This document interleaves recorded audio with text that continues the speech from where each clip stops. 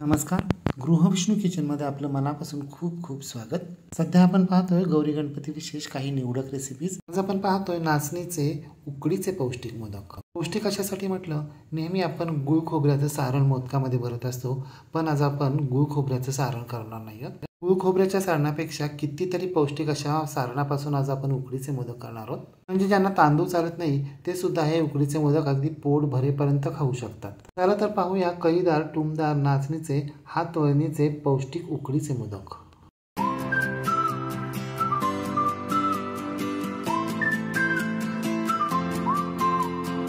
नाचणीचे पौष्टिक उकडीचे मोदक करण्यासाठी आपल्याला प्रथम मोदकाचं सारण तयार करावं लागेल. ते कसं करायचं ते प्रथम आपण पाहूया. सारण करण्यासाठी इथे आपल्याला 1 वाटी ओट्स घ्यायचे. मी इथे सफोला ओट्सचा वापर केला. 1 वाटी म्हणजे साधारण 125 ग्राम. 1 वाटी आपल्याला ज्वारीच्या आणि गव्हाच्या पिठाचा कोंडा घ्यायचा आहे. म्हणजे आपण पीठ चाळल्यानंतर जो चाळ शिल्लक राहतो ना, तो कोंडा आपल्याला इथे घ्यायचा आहे. कारण यामध्ये फायबरचं प्रमाण जास्त असतं. मगच बी, भोपळ्याच्या बिया, सनफ्लॉवरच्या बिया, बदाम, काजू, पिस्ता यांचे काही काप असं सगळं मिळून आपल्याला पाव वाटी घ्यायचं आहे. 1 वाटी म्हणजे साधारण 125 ग्राम इतका आपल्याला बारीक चिरलेला सेंद्रिय गूळ घ्यायचा आहे. वाटीमध्ये गूळ भरताना आपल्याला दाबून दाबून भरायची, वरचेवर भरायची नाहीये. आता गॅसवर एक जाड बुडाची कढई गरम करण्यासाठी ठेवायची. कढई गरम झाली की त्यामध्ये आपल्याला अगदी पाव चमचा गाईचं साजूक तूप घालायचं आहे आणि तूप वितळलं की यामध्ये आपल्याला 1 वाटी ओट्स घालायचे. सुरुवातीचा 1 मिनिट आपल्याला हे ओट्स मध्यम आचेवर एकसारखे भाजत राहायचे आणि 1 मिनिटानंतर मात्र आपल्याला गॅसची फ्लेम बारीक करायची आणि मंद आचेवर हे ओट्स आपल्याला अगदी खमंग खरपूस भाजून घ्यायचे. ओट्स तसे लवकर भाजून होतात. तसं पाहायला गेलं तर ओट्स भाजायची अजिबात गरज नाही आहे, परंतु ओट्स जर असे तुपावर भाजले ना तर ते आणखीन स्वादिष्ट लागतात. हे 2-3 मिनटं एकसारखे मंद आचेवर ओट्स भाजल्यानंतर त्यांचा रंग बदलायला लागलेला आहे आणि महत्त्वाचं म्हणजे खमंग दरवळही पसरला आहे. आता हे ओट्स आपल्याला पूर्णपणे थंड करण्यासाठी एका प्लेटमध्ये काढून ठेवायचे आणि याच कढईमध्ये आपल्याला पाव चमचा पुन्हा एकदा साजूक तूप घालायचे. गाईचंच तूप घालायचं बरं का. तूप वितळल्यानंतर यामध्ये आपल्याला आपण जो 1 वाटी गव्हाच्या आणि ज्वारीचा पिठाचा कोंडा घेतलाय ना, तो यामध्ये घालायचा आहे आणि मंद आचेवर आता हा कोंडा आपल्याला एकसारखा रंग बदलेपर्यंत खमंग खरपूस भाजून घ्यायचा आहे. तसं पाहायला गेलं तर हल्ली सगळ्यांच्या घरी अगदी बारीक दळलेलं पीठ असतं. जाड पीठ असेलच असं काही सांगता येत नाही. त्यामुळे कोंडा निघण्याची शक्यता जरा कमीच असते. परंतु मग तुमच्याकडे जर असं जाड पीठ नसेल, कोंडा निघत नसेल, तर पाऊण वाटी ज्वारीचं आणि गव्हाचं पीठ घ्यायचं आणि त्यामध्ये पाव वाटी आपल्याला बारीक रवा घालायचा. तो व्यवस्थित मिक्स करून घ्यायचा आणि याबरोबर भाजून घ्यायचा. हे 3-4 मिनटं भाजल्यानंतर आपल्या कोंड्यानं पूर्णपणे रंग बदलला आहे आणि खमंग दरवळी पसरतोय. आता हा कोंडा आपल्याला एका प्लेटमध्ये काढून घ्यायचा आहे. आता याच गरम कढईमध्ये आपल्याला अर्धा चमचा गाईचं साजूक तूप घालायचे. तूप वितळलं की यामध्ये आपल्याला आपण जे पाव वाटी ड्रायफ्रुट्स आणि सीड्स घेतलेत ना, ते घालायचेत आणि मंद आचेवर हे सीड्स आणि ड्रायफ्रुट्स आपल्याला एकसारखे हलवत राहायचेत. अगदी खमंग खरपूस रंग बदलेपर्यंत भाजून घ्यायचे. अशा प्रकारे ड्रायफ्रुट्स आणि सीड्स तुपावर भाजून घेतले ना तर ते क्रंची होतात, शिवाय चविष्टही होतात. अगदी एकाच मिनिटात आपले ड्रायफ्रुट्स आणि सीड्स भाजून झालेत. आता गॅस बंद करायचा आहे आणि गॅस बंद करून यामध्ये आपल्याला 1 चमचा खसखस घालायची आहे. आता ही खसखस आपल्याला या गरम कढईमध्ये एकसारखी 1 मिनिट हलवत राहायची, म्हणजे भाजली जाईल. जर आपण गॅस चालू ठेवून खसखस भाजली ना तर ती करपते आणि मग कडवट लागते. हे ड्रायफ्रुट्स आणि सीड्स सुद्धा आपल्याला एका प्लेटमध्ये काढून घ्यायचे. एवढं सगळं करेपर्यंत हे आपले ओट्स आता थंड झालेले आहेत. आता हे थंड झालेले ओट्स आपल्याला मिक्सरच्या छोट्या चटणीच्या भांड्यामध्ये घालायचे आणि थोडेसे जाडसर बारीक करून घ्यायचे. अगदी आपल्याला याची फाईन पावडर करायची नाही, रवळ करायची आहे. हे पहा अशा प्रकारे. आता ही ओट्स पावडर सुद्धा आपल्याला प्लेटमध्ये काढून घ्यायची आणि याच गरम कढईमध्ये आता आपल्याला आपण बारीक चिरलेला गूळ घालायचा आहे आणि मंद आचेवर हा गूळ आपल्याला एकसारखा हलवत राहायचा आहे, म्हणजे तो पूर्णपणे वितळला जाईल.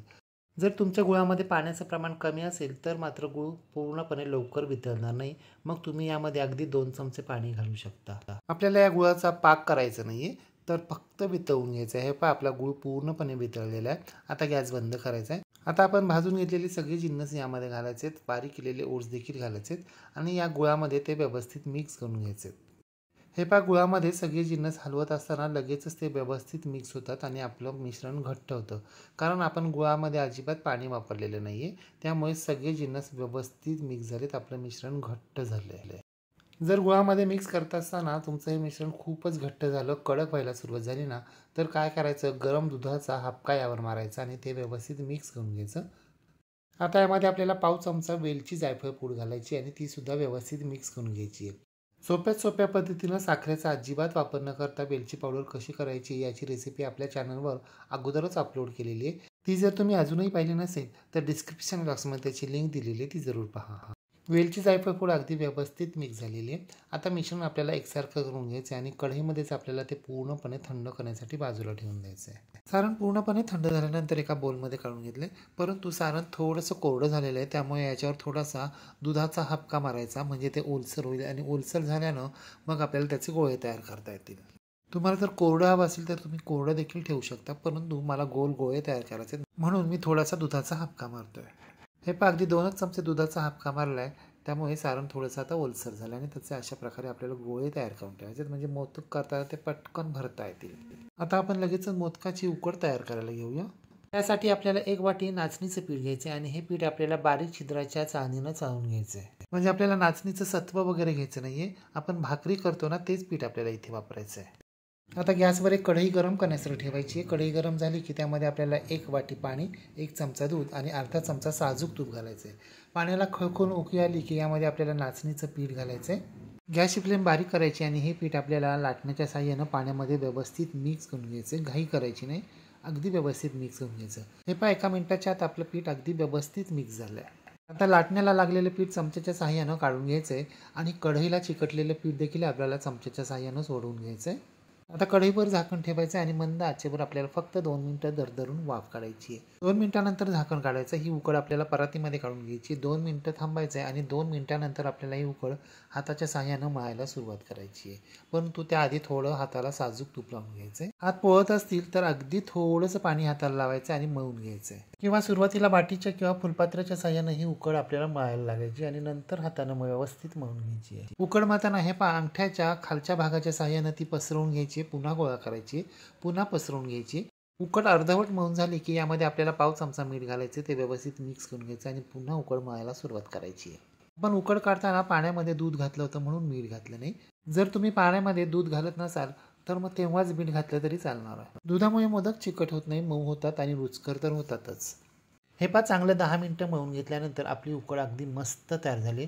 पहा कसा गोल गरगरीत गोळा तयार झाला आहे आणि महत्त्वाचं म्हणजे चिकट अजिबात झाली नाही आहे. आता मोठ्या लिंबा एवढा गोळा तयार होईल एवढी उकड आपल्याला यातून घ्यायची आणि ती आपल्याला नाचणीच्या किंवा तांदळाच्या पिठात घोळवायची आणि त्याची आपण रेग्युलर मोदक करतो ना त्याप्रमाणे पारी तयार करायची. आणि हो, सगळ्यात महत्त्वाचं म्हणजे पारी तयार करताना आपल्याला ती तळाशी थोडीशी जाडसरच ठेवायची, म्हणजे उकडताना आपले मोदक तळाशी चिकटत नाही.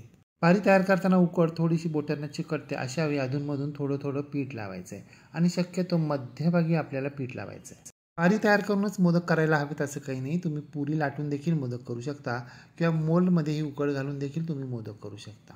हे पहा, आपली पहिली पारी तयार झालेली आहे आणि हे पहा, अशा पद्धतीनं आपल्याला या पारीला कळ्या पाडून घ्यायच्यात. कळ्या पाडताना आपल्याला अंगठ्याच्या शेजारच्या बोटानं पारी वरच्या बाजूनं बाहेर ओढायची, वरच्या बाजूनं चिकटून घ्यायची आणि नंतर अंगठा आणि मधलं बोट यानं आपल्याला ही कळी थोडी खाली दाबून घ्यायची. प्रत्येक कळी आपल्याला अशा पद्धतीनेच करून घ्यायची आणि शक्यतो कळ्या जवळजवळ पाडण्याचा प्रयत्न करायचा आहे. पारीला कळ्या पाडून झाल्यानंतर आपल्याला सारणाचा गोळा यामध्ये ठेवायचा आहे आणि पारी गोल गोल फिरवत आपल्याला वरच्या बाजूनं बंद करून घ्यायची आहे. जास्तीचं वरचं पीठ काढून बाजूला ठेवून द्यायचे. हो, आणि सगळ्यात महत्त्वाचं म्हणजे पारीला कळ्या पाडताना हात अगदी कोरडे असायला हवेत आणि कळ्या पाडताना हातांना कोरडं पीठही लावून घ्यायचं. हे पहा, आपला पहिला कळीदार मोदक तयार झालाय. परंतु याच्या कळ्या जर तुम्हाला आणखीन खूप उठावदार करायच्या असतील ना तर काय करायचं, हे पहा, चमचा घ्यायचा, चमचाला साजूक तूप लावायचं, चमच्याचा दांडा प्रत्येक पाकीच्या खालपासून वरपर्यंत असा थोडासा दाबायचा. असं केल्यानं आपल्या मोदकाच्या कळ्या आणखीन उठावदार होतात. पहा बरं कसा टुमदार मोदक तयार झाला. सगळे मोदक आपल्याला अशा पद्धतीनंच करून घ्यायचे आहेत, परंतु 1 वाटी नाचणीच्या पिठामध्ये फक्त मोठमोठे 8च मोदक तयार झालेत. तुम्ही मोठी वाटी वापरलीत किंवा याच वाटीमध्ये छोटे मोदक केले ना तर ते 11 तयार होते. हा मोदक तयार करायला घेण्या अगोदर मी एका कढईमध्ये पाणी गरम करण्यासाठी ठेवलं होतं, त्यावर चाळणी देखील ठेवली होती. आता या चाळणीवर आपल्याला एक ओलं पिळून घेतलेलं स्वच्छ कापड घालायचे आणि यावर आपल्याला हे सगळे मोदक ठेवायचे. मोदक ठेवून झाल्यानंतर प्रत्येक मोदकावर थोडं थोडं पाणी घालायचं आणि आपल्याला या मोदकांवर आता झाकण ठेवून मध्यम आचेवर 15 मिनिटं दरदरून वाफ काढायची आहे. अशा प्रकारे ओल्या कापडावर मोदक ठेवले तर ते खाली तळाशी चिकटत नाही आणि पाण्याचा हबका दिल्यानं मोदक चिकटत नाहीत. 15 मिनिटानंतर झाकण काढायचं आणि प्रत्येक मोदकाला आपल्याला अशा पद्धतीनं हात लावून पाहायचा आहे. मोदक बोटांना अजिबात चिकटत नाहीये, याचा अर्थ आपले मोदक व्यवस्थित वाफवले गेलेत आणि महत्त्वाचं म्हणजे आपला एकही मोदक चिरटला नाहीये. आता सगळे मोदक आपल्याला एका प्लेटमध्ये काढून घ्यायचे. हे पहा, मी तुम्हाला प्रत्येक मोदक उचलून दाखवतो. आपला तळाशी एकही मोदक चिकटलेला नाहीये, फाटला नाहीये. नाचणीच्या पिठाचं आवरण, ओट्स, ड्रायफ्रूट्स, सीड्स, ज्वारीच्या आणि गव्हाच्या पिठाचा कोंडा, त्यापासून तयार केलेले हे उकडीचे गरमागरम मोदक आणि त्यावर साजूक तुपाची धार. तुम्हीच विचार करा किती पौष्टिक आहे ते मोदक. गणपती बाप्पा तर खुश होऊन प्रसन्नच होतील. शिवाय ज्यांना प्रसाद म्हणून हे मोदक मिळालेत ना, ते सुद्धा तुमच्यावर बेहद खुश होतील आणि कसे करायचे हे विचारत राहतील. मग तुम्ही सुद्धा अशा प्रकारे नेहमीपेक्षा वेगळे असे कळीदार टुमदार नाचणीचे हातवळणीचे पौष्टिक मोदक करून पहा व कसे झाले ते कमेंट बॉक्समध्ये मला नक्की सांगा. रेसिपी आवडल्यास लाईक शेअर कमेंट करायला विसरू नका. आणि हो, तुम्ही जर अजूनही गृहविष्णू किचन चॅनलला सबस्क्राईब केलेलं नसेल तर प्लीज नक्की सबस्क्राईब करा. शेजारील बेल आयकॉनवर प्रेस करा, ऑल सिलेक्ट करा, म्हणजे माझ्या नवनवीन रेसिपींचे नोटिफिकेशन तुमच्या मोबाईलवर येतील. पुन्हा भेटूया अशाच एका नवीन रेसिपीसह. तोपर्यंत नमस्कार व रेसिपी शेवटपर्यंत पाहिल्याबद्दल धन्यवाद.